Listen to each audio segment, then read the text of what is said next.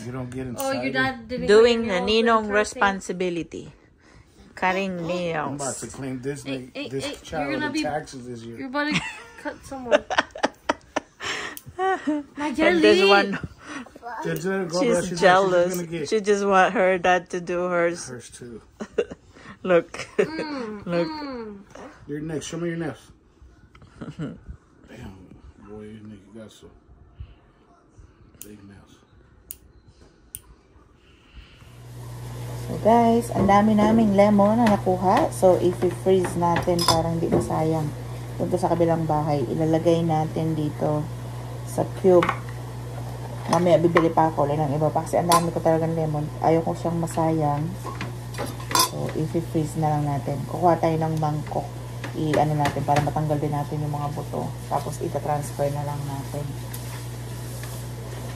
Ate, nasan yung mga mangkok mo? Yung ganito.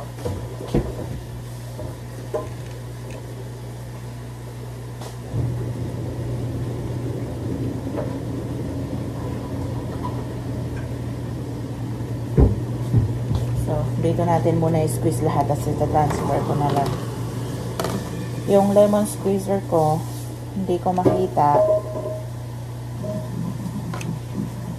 So, imamano-mano ko na lang muna siya. Ayoko lang masayang yung lemon, guys. Pero hindi ko muna siya tapusin lahat. I-squeeze ko lang ngayon yung mapupuno lang to. Tapos pag nagtigas na siya mamaya, ita-transfer din natin siya sa ziplock as a cube. Tapos pagkagawa tayo ng lemon juice, oh, yun na, double purpose, malamig na. Yun na yung yellow mo, pampalamig. Yun pa yung pang dagdag flavor, yung pang flavor mo. First time ko to gagawin.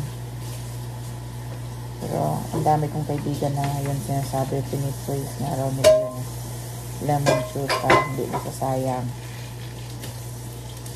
Kasi hindi naman all year long may bunga. All year long may supply tayo.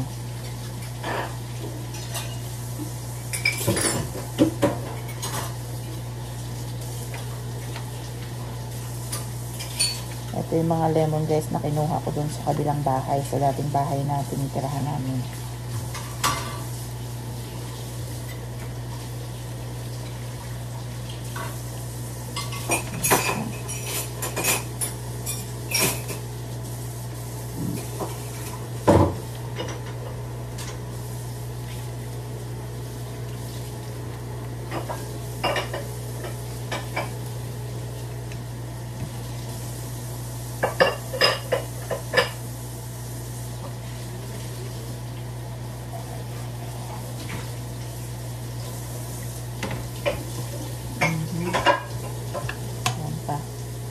Marami-rami ito.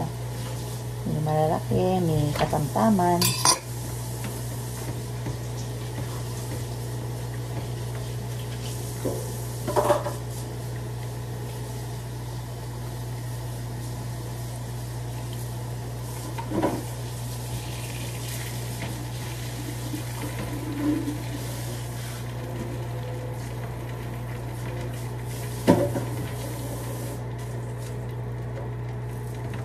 Nanakit ang kamay ko kakapiga nito.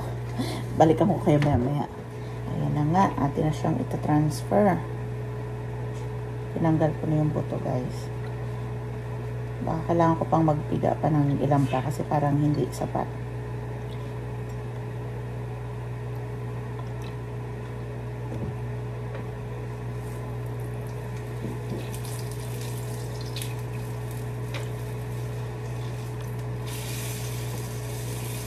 Kailangan ko pang magpiga ng ilan pa mga. So, ayan na. So, balikan ko kayo ulit maya. So, ayan na po. Puno na po siya. Ilalagay na po natin sa freezer. Atin na siyang tatakpan at ilalagay sa freezer. And then, we'll check later on. So, ayan po. One way of preserving the lemon. Magandang umaga po sa lahat. Bye!